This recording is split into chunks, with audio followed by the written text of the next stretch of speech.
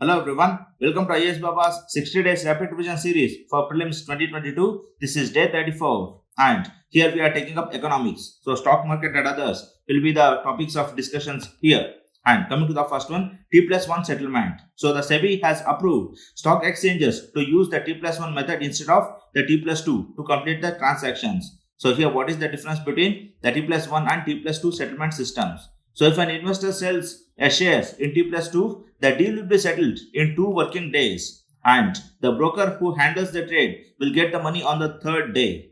But the amount will not be credited to the investor's account until the 4th day. So minimum 4 days it takes for the amount to be credited. So here we are going to advance this for the T+1. Here, in the practice, the investor will only receive the fund after 3 days in the T+2, but however, in the T+1, the deal is settled in 1 working day and the investor receives the funds the next working day itself. So here we are going for a speedy settlement and the transaction to T1, that is from T2 to T1 when we move, it will not necessitate significant operational or technological changes on the part of market participations. So it is just a legal one and not a technical or any other things which is involved. Then come to next, if a stock exchange chooses the T+1 cycle for the script, it must do so for at least 6 months. So it is not like every day I will change. Today T+1, tomorrow T+2 likewise. So once if I choose, so for 6 months I have to move on with that cycle. So here a script means a share or anything of such sort. Then a script is a form of legal currency. So just like a share, then if it decides to return to the T+2 after that, so once the system T+1 is going on and now if a nation comes back to the T+2, so after that it will give the market the 1 month's notice. So by giving 1 month's prior notice, we can switch to T+1 or T+2. So these are some of the legal clauses. Then come to next, the social stock exchange. Here, a working group constituted by the Security and Exchange Board of India SEBI on social stock exchanges has recommended allowing not-for-profit organizations to directly list on such platforms. So on the social stock exchanges. So here what is this social stock exchange? So here an SSE is a platform which allows investors to buy shares in the social enterprises vetted by an official exchange. So mainly when we are doing philanthropic activities or when we are taking up social causes, so we can raise funds in this social stock exchange. And here the Union Budget 2019 proposed setting up of the first of its kind, the social stock exchange in India. And SSE will function as a common platform where social enterprises can raise funds from the public. So here friends, it is not a profit motive, here it is a social cause. Say for example, when you invest some money in the stock exchange, so you are expecting some profits, but here the profits you cannot expect, you can just expect that the cost to which you are investing, so that will be done. Say for example, companies, so they can invest their corporate social responsibilities in the social stock exchange so that the charitable trusts or the companies working in the social cause, so they will raise funds, they will take that money and they will use it for alleviation of poverty, alleviation of hunger and others. So even the retailers, that is the common people, they can also buy some shares of these social companies. And whenever we buy shares, we won't get any profits. But only thing is that we get the income tax rebates. So the rebates and also the corporate social responsibilities, only these are being given. The profits we can't expect here. Then it will function on the lines of the major stock exchanges like the Bombay Stock Exchange and the National Stock Exchange. However, the purpose of social stock exchange will be different, not for profit but for social welfare. And under the regulatory ambit of SEBI, a listing of social enterprises and voluntary organizations will be undertaken so that they can raise capital as equity, debt or as units like a mutual fund. So all this diversification can be possible just like the BSE and NSE, and it will be a mature stock exchange. So this is all about the social stock exchange. Then come to next, the SEBI clears norms for the gold exchanges. So here the SEBI approved the framework for a gold exchange as well as for the vault managers, facilitating trade in securities tied to the gold. So what is a gold exchange? That is, I am tracking the price of the gold. So if the price of gold, it goes up from 25 rupees per kg to 50 rupees, so the shares will shoot up. And now the gold derivatives, that is the shares which I have bought by pledging 1 kg of gold, so those shares, they will shoot up and I'll get more money. So here that gold exchanges, so that is introduced in India, and here along with the gold exchange, we should also have these vault managers. So who are these vault managers? These are the people who will take those gold exchanges and give back gold to me. Say for example, I have a gold exchange. So gold exchange is a bond paper. So I am giving this bond paper to the vault manager, and vault manager, he will give me 1 kg of gold. And here the key takeaways: gold exchanges will be set up for trading in the electronic gold receipts, and like in the case of other securities, so this is also the EGRs. And then existing stock exchanges will be allowed to provide the platform for trading on the EGRs. So in BSE, NSE, that is Bombay Stock Exchange and National Stock Exchange, we can trade these electronic gold receipts. That is the electronic form of gold. Then the denomination for trading the EGRs and conversion of EGRs into gold would be decided by the exchanges with the approval of SEBI. Then the EGR holders at their discretion could withdraw the underlying gold from the vaults after surrendering the EGRs. So whenever I want, I can give back my EGRs or the gold bonds and I can take back the gold. Then the SEBI accredited vault managers would be responsible for the storage and safekeeping of the gold deposits, and then the creation of EGRs, and then the withdrawal of gold, and then grievance redressal and periodic reconciliation of the physical gold with the records of the depository. So all these works the vault managers will do. Then the vault manager would have to have a net worth of at least rupees 50 crores. So only those people who have this much amount, they can become vault managers. And but obvious, they should have some expertise, the trade and marketing of gold. Then come to next, the industrial parks rating system 2.0.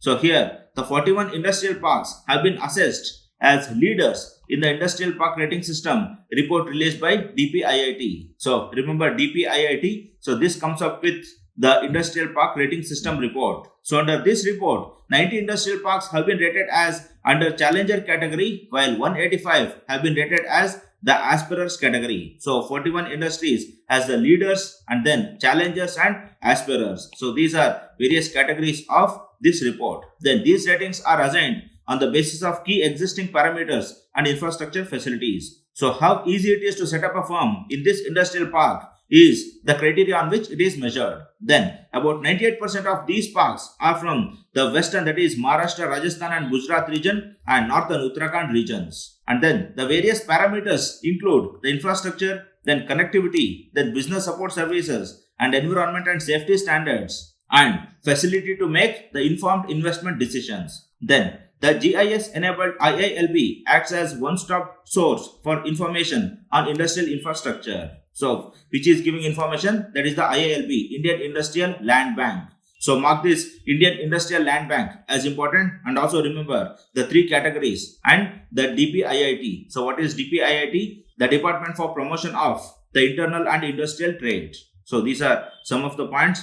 And then come to next, the PM Mitra Parks. So, recently the Union Cabinet approved the setting up of 7 mega integrated textile region and apparel parks. So PM Mitra means it is related to the textile and apparels. So we remember that at an outlay of 4,445 crores. So remember friends, at least the range. So such statistics, that is the allocation of funds for various schemes, have been asked by UPSC. So it will not cross more than the 1 lakh crore. So 1 lakh crore would be the highest. So properly speaking, so 70,000 crores for one scheme is the maximum a government can spend. So not more than that. Now coming back, the Mitra Park aims to integrate the entire textile value chain from spinning, weaving, processing, dyeing and printing to garment manufacturing at one location. So all in one, again the one-stop destination for textile manufacturing.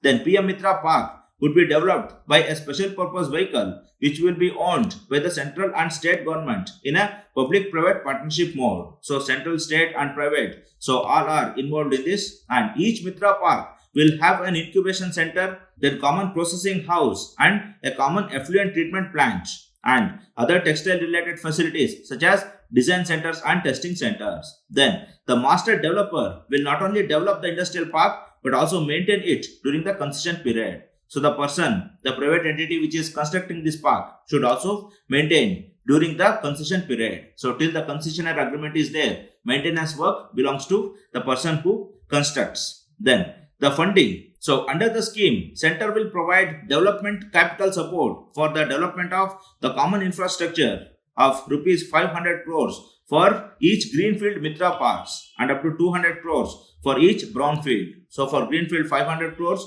for each brownfield 200 crores. Then an additional rupees 300 crores will be provided as competitiveness incentive support for early establishment of textiles manufacturing units in each of these parks. So as incentives, if some park is performing excessively well, so they will be given additional amount. Then investors who set up anchor plants that employ at least 100 people will be eligible for incentives of up to rupees 10 crore every year for up to 3 years. So again, anchor plants means so those who come first and those who serve first for the people and those who excel in businesses and those who employ at least 100 people. So mark these as important ones. Then come to next, the GSEC acquisition program, that is the government securities acquisition program. So recently the Reserve Bank of India has announced that it will conduct an open market purchase of government securities of rupees 25,000 crore under the GSEC acquisition program or the GSEP 2.0.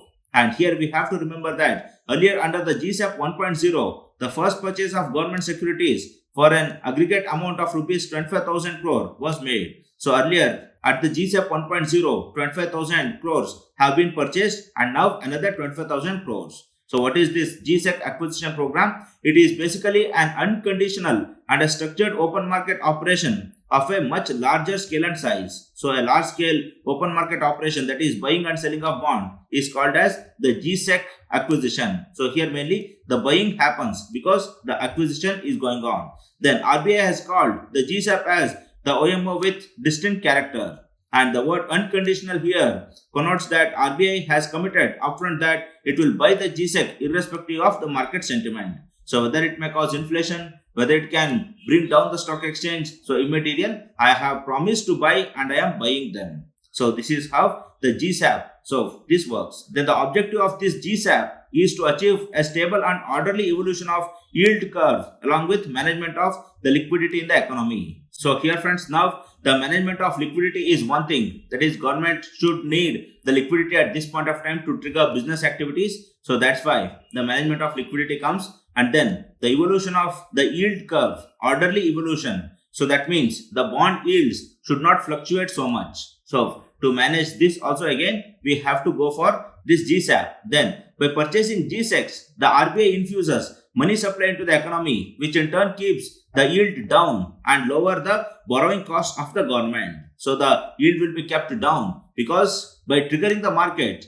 the bond prices will increase and so the bond yield will decrease. So remember, the bond prices and bond yields, so they are always inversely proportional. If one increases, the other decreases. Then the government of India with its massive borrowing program, so can now breathe a sigh of relief as long-term borrowing costs come down. So here it can spend some money for the national infrastructure pipeline and other projects, and it can bring India to the V-shaped economic recovery. Then come to next, the wage rate index. So WRA is compiled and maintained by the Labour Bureau, which is an attached office of Ministry of Labour and Employment, and it has been revised as per the recommendations of the ILO, International Labour Organization, and the National Statistics Commission. And here the new series has increased the scope and coverage in terms of the number of industries, then the sample size, then occupations under selected industries and the weightage, etc. So what is this wage rate index? Friends, it is like per hour in one sector, so how much wage a person is getting.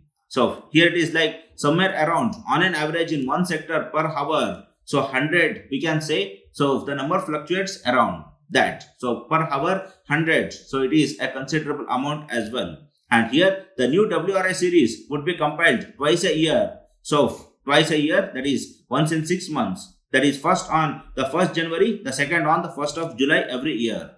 Then about 700 occupations have been covered and 37 selected industries in the new series have been included. And here the All India WRI number for all 37 industries stood at 119.7 in 2020, and which shows an increment of 1.6% over the index. So compared to last year, there is an increase of 1.6%, which is a good sign. Then at sector level, the highest WRI in 2020 was reported in plantation sector, that is 126.5, and manufacturing sector 119.6 and the mining sector 116.7. Then the weightage of manufacturing sector has increased substantially over time, whereas the weightage of the plantation sector and mining sector has declined. So, but obvious the primary sectors, so there people are living and they are coming up to other jobs, and as and when the demand goes down, so again the wages will also decrease. Then the oil mining industry has been newly introduced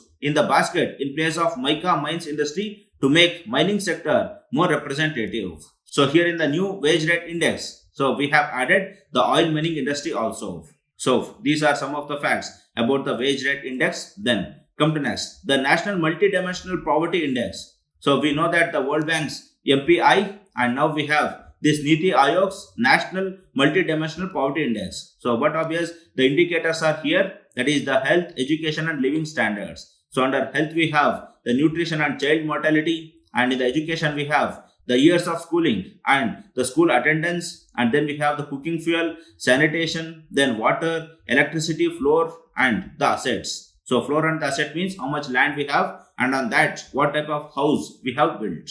Then recently Niti Aayog has published the first ever National Multidimensional Poverty Index of India. So mark this as important. And then the global rank, according to the Global MPI 2021, India ranks at 66 out of 109 nations. So here again there are disputes like the World Bank's MPI is not so proper. So all those debates are going on. So be that as it may. Then some of the facts regarding the index. So here we can see that Kerala, that is having the least multi-poverty with a 0.7%, and then Goa 3.76%, then Sikkim, then Tamil Nadu and Punjab. And the bottom, so Bihar has 51.91% of multiple poverty, and then Jharkhand 42%, and UP 37 and MP 36, then Meghalaya 32%. So these are some. So just remember the top and the bottom lists. And overall in India, if you say, so here Rajasthan 29, Gujarat 18, and then Andhra 12.3, Karnataka 13, so Kerala 0.7. So all these we studied. Telangana 13.7. So Bihar we studied, then Manipur. So all these. So just have a glance so that you can take a guesswork or you can decipher the options properly. Then come to next, the draft red herring prospectus. So Union government has filed a draft red herring prospectus with SEBI for selling 5% of its shares in the Life Insurance Corporation of India. So now what is this red herring prospectus? A draft red herring prospectus is a document that is prepared to introduce a new business or product to a potential investor. So that means I am introducing a business. So I want to make it popular.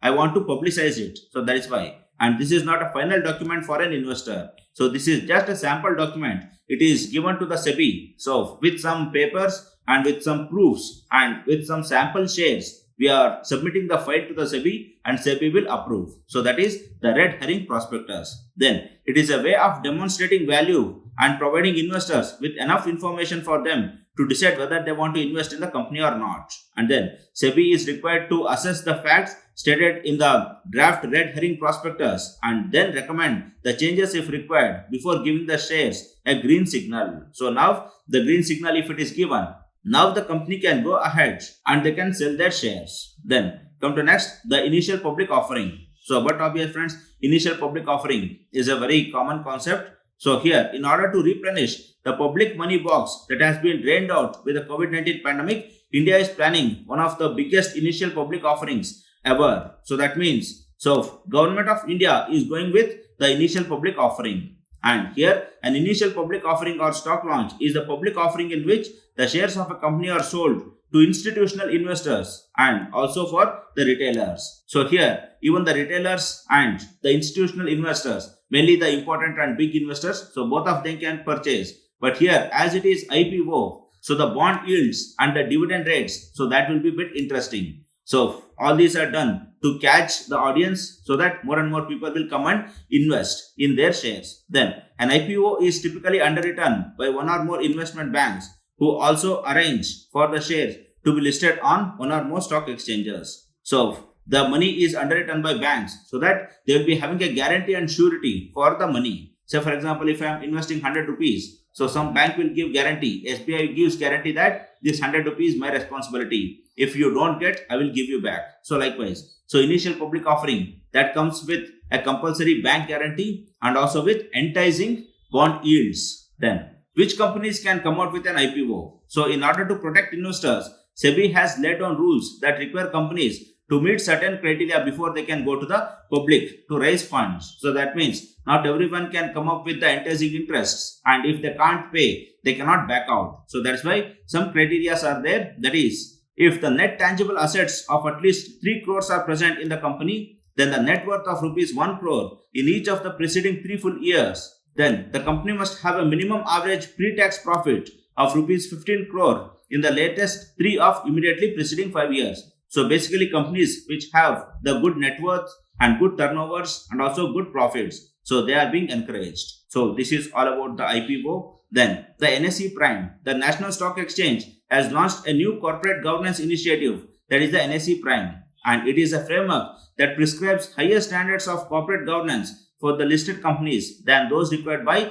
the regulations. So whatever the SEBI has stipulated, over and above that, some other stipulations are there, but these are voluntary. So any company can accept it voluntarily. So all the NSE listed companies can adopt this NSE Prime voluntarily. And listed companies that voluntarily choose to be part of NSE Prime will need to comply with predefined norms on an ongoing basis, which will be monitored by the NSE. Then the initiative will raise the bar for the corporate governance standards in India. So as and when more and more companies join voluntarily, so later we can make it mandatory. Then it enables investors to identify companies that have voluntarily signed up for the higher standards of corporate governance. So friends, here if someone sees that a company is in the NSE Prime category, so now he will be having more and more instincts to purchase the shares of that company because so its corporate governance is good, and that itself shows the brand value of that company. Then it broadens the quality of investors in the listed company. So that means only those investors who are rich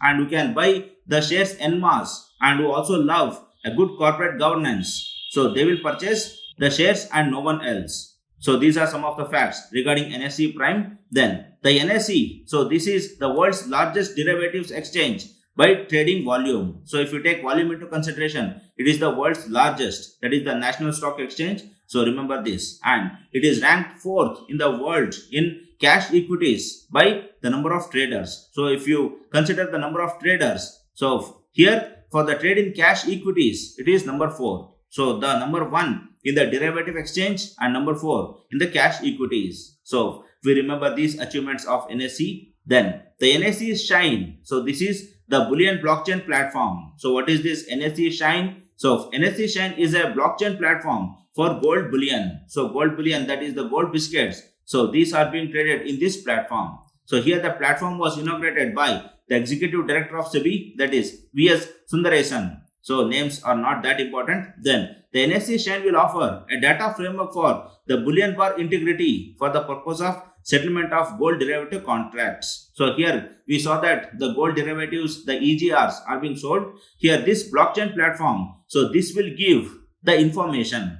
Then the NSE-Shine will offer a data framework for the bullion bar integrity for the purpose of settlement of the gold derivatives contracts. Say for example, I have a gold derivative. I went to a vault manager to exchange that with the gold. So now I require some information, that is what is the actual rate of the gold and what is the wastage that comes out of this bullion and how much net I will get. So all this information will get by this, the NSE-Shine gold bullion platform. And the platform is developed with the support of Indian Bullion and Jewelers Association, because these are the experts and they know to what extent the gold has to be rated according to the shine. So that is why the word shine. So shine means, so as per the glitter of the gold, so we can fix the rate. So crudely if you say, so we can take a guesswork if it is asked in prelims. Then the Indian Gold Policy Center at Indian Institute of Management Ahmedabad, so it is also providing some suggestions for this platform. Then from 1st November 2021, NSE accepts gold delivery only on the blockchain platform. So remember this. So once I exchange, so a block of data will be created and that data will act as a decentralized ledger. So we discussed about this blockchain. So here it is like as and when the gold is exchanged. So information is created, and this information will give various insights for the future people who are going to exchange their gold derivatives with the gold. So these are some of the facts. Then the platform will provide the creation of Bullion repository for all Bullion bars which are approved by the NSE and approved refineries as per the standard set by NRS. So these lengthy statements we can't understand, we cut it into simple. That means this platform, it will give some repositories, that is place of storage. So all these bullion manufacturers, so they can store some bullions here, and we also get to know that in the market, so these many bullions are present, and if you go now, we will get this much of rate. So when we go at those times where there are no bullions in the repositories at all, so we will have to pay more or we will have to wait. So that is why the repositories are also important to smoothen the flow of chain. So overall speaking, this NSE-Shine, so that will create a database of the trade of the gold bullions, and also it will have a repository, a storage place for the storing of the gold bullions, and the database, it will also give insights for the future purchasers of the gold bullions. So if you understand that much, it is more than enough. So we need not do PhD in economics here. Then GUAREX, the National Commodity and Derivatives Exchange, launched the India's first two sectoral indices, that is the GUAREX and the SOIDEX. So simply speaking, GUAREX is for Gaur gum and the Gaur seed, and SOIDEX means the soya oil and the soya seed. So GUAREX and SOIDEX, so they are the country's first sectoral indices in the agri-commodities space. So earlier we had the overall agri-derivative, but sector-wise, that is for one particular crop, these are the first ones. And initially both the indices will be launched on the NCDX. So that is the National Commodity Derivative Exchange, and that will gauge the performance of the soy and Gaur complex. And the GUAREX, it is a return-based index which will track the price measurement of the Gaur gum and the Gaur seed. And here for the Gaur gum, the percentage is 36.57, and for the Gaur seed it is 63. So remember, for the Gaur seed it is more. And then the SOIDEX, so it will follow the price changes in the futures of the soya oil and the soybean seed. So here for the soya oil, it is 32%. For the seed, it is 67%. So remember, for both, the seeds have more percentage. Then remembering some of the previous agri derivatives. So NCDEX in May 2020 had launched AgriDex, which was a return-based composite index that tracks 10 commodities on the NCDEX. So 10 different agriculture commodities were tracked by this AgriDex. And now this SOIDEX and GUAREX, only soya and Gaur.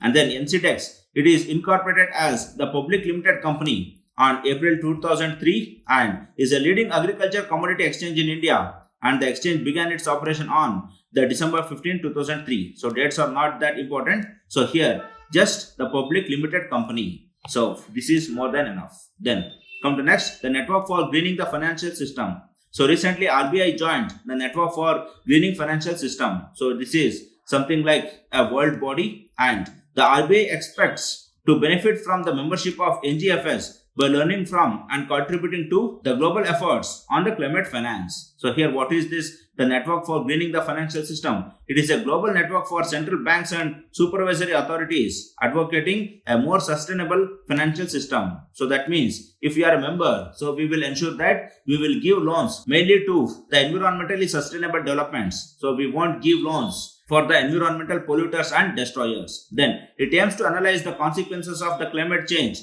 for the financial system and to redirect the global financial flows in order to enable low carbon economic growth. So that means for the sustainable investments, we are giving loans. Then it was created at the Paris One Planet Summit in 2017, and its secretariat is hosted by the Banque de France. So this Paris One Planet Summit. So one assignment to you. So check what is this, and not only that, go through the website of this Paris One Planet and see what is it doing right now. Then come to next, the variable capital company. So here the committee headed by Dr. K.B. Krishnan has submitted its report on the feasibility of variable capital companies in the international financial service centers. So in the IFSC, these variable capital companies are being set up. So what is this? So adoption of VCC like legal structure for conducting the fund management activity in IFSCs.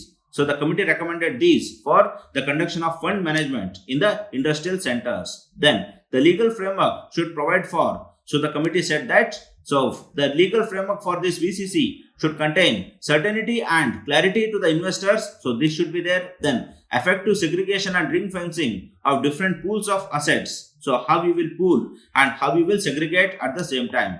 Then the ability to issue different classes of shares. So how these companies will issue their shares. Then alterations to the fund's capital structure without regulatory approvals. So without the approval of the International Financial Service Centers Authority. So what and all you can do, what and all changes we can take up. Then the freedom to choose the appropriate accounting standards applicable to the funds with different characteristics. Then ability to wind up quickly. So all these management rules and regulations, so that should be well fitted. So overall, by seeing all these recommendations, we get to know that these variable capital companies, so they are being set up mainly to manage the funds of various companies. So now what are these? The VCCs. So it is a new corporate entity structure under which several collective investment schemes might be gathered under the umbrella of a single corporate entity and yet remain ring-fenced from each other. And here the new corporate entity structure gives funds an alternative to unit trusts, then limited partnerships, limited liability partnerships and companies. So earlier the companies used to opt